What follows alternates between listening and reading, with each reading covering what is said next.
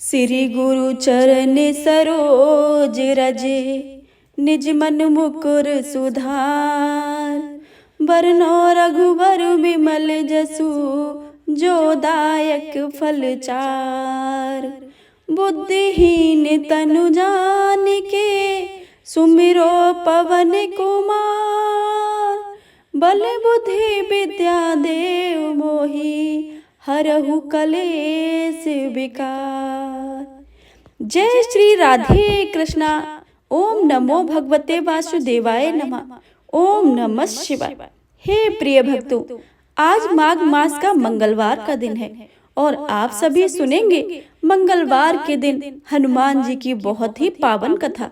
हे प्रिय भक्तों, तो आप सभी से अनुरोध है कि इस कथा को पूरी भक्ति भाव से और प्रसन्न मन चित्त से पूरा अवश्य सुने और कमेंट बॉक्स में वीर बजरंग बली जी की जय लिखना बिल्कुल भी मत भूलिएगा। तो प्रेम से बोलिए वीर बजरंग बली हनुमान की जय। व्यास जी ने कहा, एक बार नैमिषारण्य तीर्थ में 88,000 मुनि एकत्रित होकर पुराणों के ज्ञाता श्री सूत जी से पूछने लगे, हे महामुनि, आपने हमें अनेक पुराणों की कथाएं सुनाई हैं।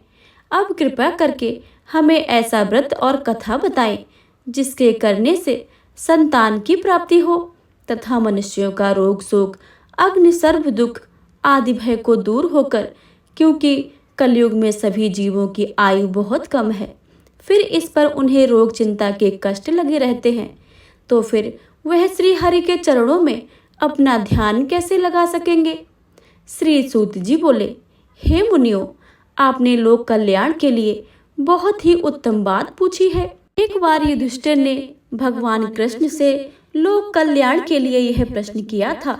भगवान श्री कृष्ण और युधिष्ठिर का संवाद मैं तुम्हारे सामने कहता हूँ, तुम ध्यान पूर्वक सुनो। एक समय पांडवों की सभा में श्री कृष्ण जी बैठे हुए थे। तब युधिष्ठिर ने भगवान श्री कृष्ण से प्रश्न किया, प्रभु, हे नंदन, हे गोविंद, आपने मेरे लिए अनेकों कथाएं सुनाई हैं। आज कृपया करके ऐसा व्रत या कथाएं सुनाएं जिसके करने से मनुष्य को रोग चिंता भय समाप्त हो और उसके पुत्र की प्राप्ति हो। हे प्रभु, बिना पुत्र के जीवन व्यर्थ है। पुत्र के बिना मनुष्य नरकगामी होता है। पुत्र के बिना मनुष्य पितृतृण से छुटकारा नहीं पा सकता है, न ही उसका पुत्रांग नामक नरक से उद्धार हो सकता है।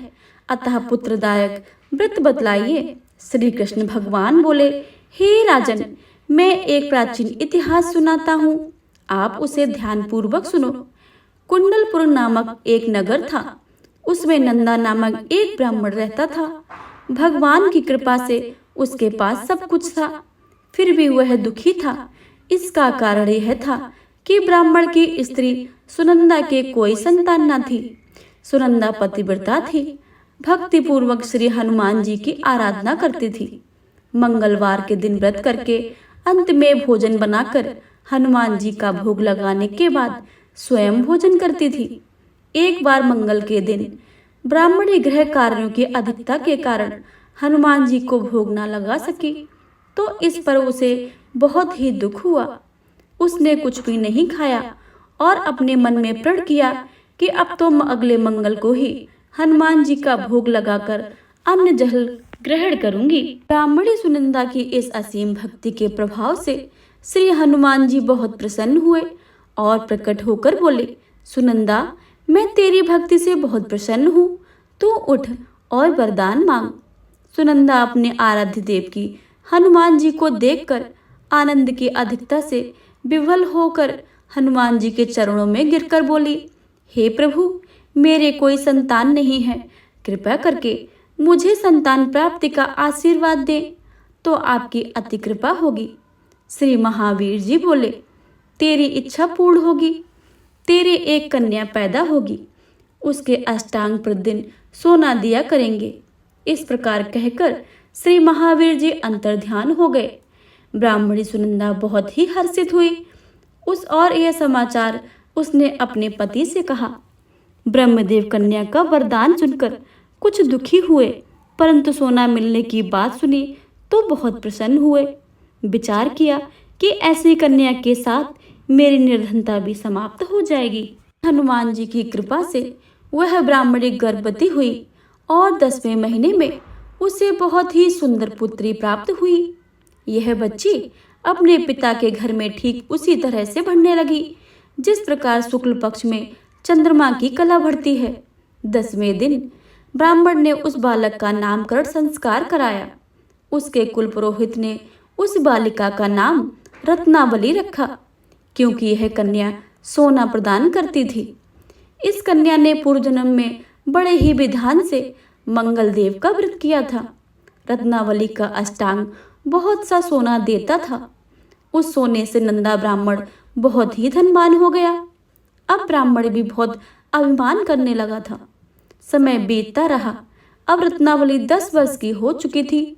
एक दिन जब नंदा ब्राह्मण प्रसन्नचित्त था, तब सुनंदा ने अपने पति से कहा, मेरी पुत्री रत्नावली विवाह के योग्य हो गई है, अतः आप कोई सुंदर तथा योग्य वर देखकर उसका विवाह कर दें।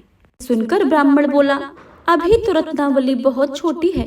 तब ब्राह्मणी बोली, शास्त्रों की आज्ञा की कन्या 8वें वर्ष में गौरी, 9 वर्ष में रोहिणी, 10वें वर्ष में कन्या, इसके पश्चात रजस्वला हो जाती है। गौरी के दान से पाताल लोक की प्राप्ति होती है, रोहिणी के दान से बैकुंठ लोक की प्राप्ति होती है, कन्या के दान से इंद्रलोक से सुखों की प्राप्ति होती है। अगर हे पतिदेव रजस्वला का दान किया जाता है तो घोर नरक की प्राप्ति होती है।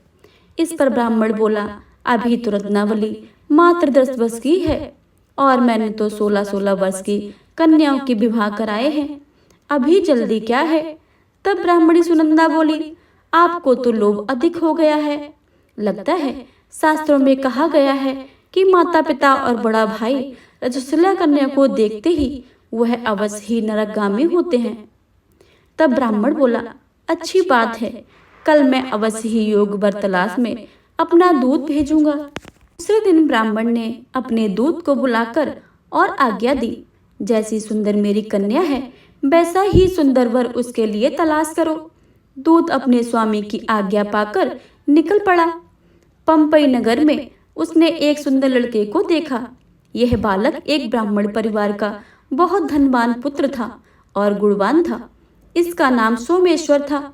दूत ने इस सुंदर व गुणवान ब्राह्मण पुत्र को बारे में अपने स्वामी को पूर्ण विवरण बता दिया। ब्राह्मण नंदा को भी सोमेश्वर अच्छा लगा और शुभ मुहूर्त में विधि पूर्वक कन्यादान करके ब्राह्मण ब्राह्मणी संतुष्ट हुए। परंतु ब्राह्मण के मन में तो लोभ समाया था।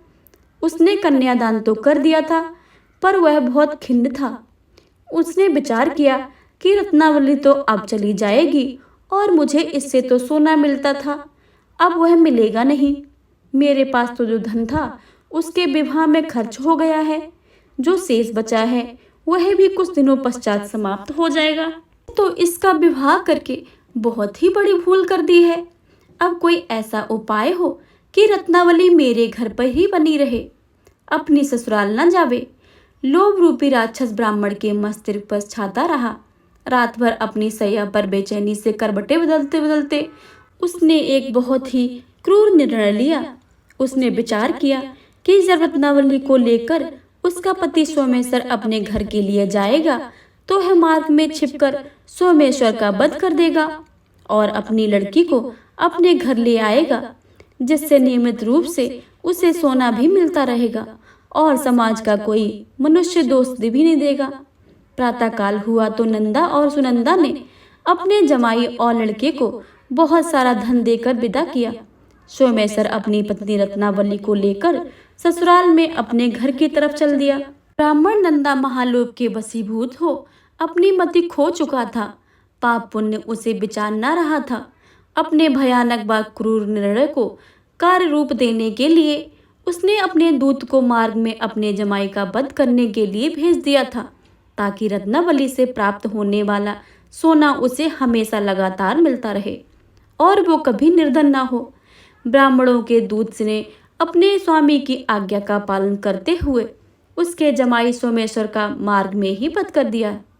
समाचार प्राप्त ब्राह्मण नंदा मार्ग में पहुंचा और रुदन करती अपनी पुत्री रत्नावली से बोला, हे पुत्री, मार्ग में लुटेरों ने तेरे पति का वध कर दिया है। भगवान की इच्छा के आगे किसी का कोई वश नहीं चलता है। अब तू घर चल, वहां पर ही रहकर शेष जीवन व्यतीत करना। जो भाग में लिखा है वही होगा। अपने पति का अकाल मृत्यु से रत्नावली बहुत दुखी हुई।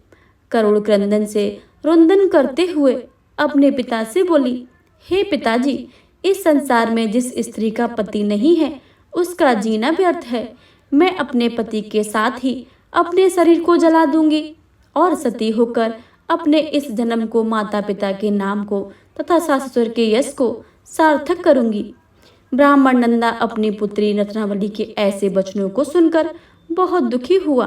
विचार करने लगा, मैंने व्यर्थ ही जमाई का वध का पाप अपने सिर लिया है। रत्नावली तो उसके पीछे अपने प्राण तक देने को तैयार है। मेरा तो दोनों तरफ से मरण हो गया है। धन तो अब मिलेगा नहीं। जमाई वध के पाप के फलस्वरूप यम यातना भी भुगतनी पड़ेगी। यह सोचकर वह बहुत खिन्न हुआ। सोमेश्वर की चिता बनाई गई। रत्नावली सती होने की इच्छा से अपने पति का सिर अपनी गोद में रखकर चिता में बैठ गई। जैसे ही सोमेश्वर की चिता को अग्नि लगाई गई, वैसे ही प्रसन्न होकर मंगलदेव वहां प्रकट हुए और बोले, हे रत्नावली, मैं तेरी पति भक्ति से बहुत प्रसन्न हूँ। तू वरदान मांग ले। रत्नावली ने अपने पति का जीवन दान मांगा। तब मंगलदेव बोले, रत्नावली, तेरा पति अजर अमर है। यह महाविद्वान भी होगा और इसके अतिरिक्त तेरी जो इच्छा हो सो वर मांग ले। तब रत्नावली बोली, हे ग्रहों के स्वामी, यदि आप मुझ पर प्रसन्न हैं तो मुझे यह वर दीजिए कि जो मनुष्य मंगलवार के दिन प्रातः काल लाल पुष्प लाल चंदन से पूजा करके आपको स्मरण करे, उसके रोग व्याधि ना हो, स्वजनों का कभी वियोग ना हो, सर्प अग्नि तथा शत्रुओं का भय ना रहे। जो स्त्री मंगलवार का व्रत करे वह कभी विधवा ना हो। मंगलदेव तथास्तु कहकर अंतर्ध्यान हो गए। सोमेश्वर मंगलदेव की कृपा से जीवित हो उठा। रत्नावली पति को पुनः प्राप्त करके बहुत ही प्रसन्न हुई और मंगलदेव का व्रत करके प्रत्येक मंगलवार को व्रतराज और मंगलदेव की कृपा से इस लोक में सुख ऐश्वर्य को भोगते हुए अंत में अपने पति के साथ स्वर्ग लोक को गई। प्रेम से बोले, भगवान मंगलदेव की जय, भगवान वीर बजरंगबली की जय। मंगलवार की एक और कथा के अनुसार एक ब्राह्मण दंपति की कोई संतान नहीं थी, जिसके कारण पति पत्नी दुखी थे। वह ब्राह्मण हनुमान जी की पूजा हेतु वन में चला गया। वह पूजा के साथ महावीर जी से एक पुत्र की कामना प्रकट किया करता था। घर पर उसकी पत्नी मंगलवार व्रत पुत्र की प्राप्ति के लिए किया करती थी। मंगल के दिन व्रत के अंत में भोजन बनाकर हनुमान जी को भोग लगाने के बाद स्वयं भोजन ग्रहण करती थी। एक बार कोई व्रत आ गया जिसके कारण ब्राह्मणी भोजन न बना सकी। तब हनुमान जी का भोग भी नहीं लगाया। वह अपने मन में ऐसा प्रण करके सो गई कि अगले मंगलवार को हनुमान जी का भोग लगाकर अन्न ग्रहण करूंगी। वह भूखी प्यासी 6 दिन तक पड़ी रही। मंगलवार के दिन उसे मूर्छा आ गई। तब हनुमान जी उसकी लगन और निष्ठा को देखकर अति प्रसन्न हो गए। उन्होंने उसे दर्शन दिया और कहा, मैं तुमसे अति प्रसन्न हूँ। मैं तुमको एक सुंदर बालक देता हूँ जो तेरी सेवा किया करेगा। हनुमान जी मंगलवार को बाल रूप में उसको दर्शन देकर अंतर्ध्यान हो गए। सुंदर बालक पाकर ब्राह्मणी अति प्रसन्न हुई। ब्राह्मणी ने बालक का नाम मंगल रखा। कुछ समय पश्चात ब्राह्मण वन से लौटकर प्रसन्नचित्त सुंदर बालक को घर में क्रीड़ा करते देखकर वह ब्राह्मण पत्नी से बोला, यह बालक कौन है? पत्नी ने कहा, मंगलवार के व्रत से प्रसन्न होकर हनुमान जी ने दर्शन देकर मुझे यह बालक दिया है। पत्नी की बात छल से भरी जान उसने सोचा यह उल्टा व्यभिचारिणी अपनी कलुषता छुपाने के लिए बातें बना रही है। एक दिन उसका पति कुएं पर पानी भरने चला तो पत्नी ने कहा कि मंगल को भी साथ ले जाओ। वह मंगल को साथ ले चला और उसको कुएं में डालकर वापस पानी भरकर आया तो पत्नी ने पूछा कि मंगल कहाँ है? तब मंगल मुस्कुराता हुआ घर आ गया। उसको देखकर ब्राह्मण आश्चर्यचकित हुआ। रात्रि में उसके पति से हनुमान जी ने स्वप्न में कहा, यह बालक मैंने दिया है, तुम पत्नी को उल्टा क्यों कहते हो? पति यह जानकर बहुत ही हर्षित हुआ। फिर पति पत्नी मंगलवार का व्रत कर अपने दिन को आनंद पूर्वक व्यतीत करने लगे। जो मनुष्य मंगलवार व्रत की कथा को सुनता है या पढ़ता है और नियम से व्रत करता है, उसके हनुमान जी की कृपा से सारे कष्ट दूर होकर सर्व सुख प्राप्त होते हैं। प्रेम से बोले वीर बजरंग बली की जय, हनुमान जी की जय। हे प्रिय भक्तों, अब आप श्रवण करेंगे मंगलवार की दूसरी कथा, तो प्रेम से बोलिए हनुमान जी की जय। एक समय की बात है, एक ब्राह्मण दंपति की कोई संतान नहीं थी, जिस कारण वह बेहद दुखी थे। एक समय ब्राह्मण वन में हनुमान जी की पूजा के लिए गया। वहां उसने पूजा के साथ महावीर जी से एक पुत्र की कामना की। घर पर उसकी स्त्री भी पुत्र की प्राप्ति के लिए मंगलवार का व्रत करती थी। वह मंगलवार के दिन व्रत के अंत में हनुमान जी को भोग लगाकर ही भोजन करती थी। एक बार व्रत के दिन ब्राह्मणी ने भोजन नहीं बना पाया और न ही हनुमान जी को भोग लगा सकी।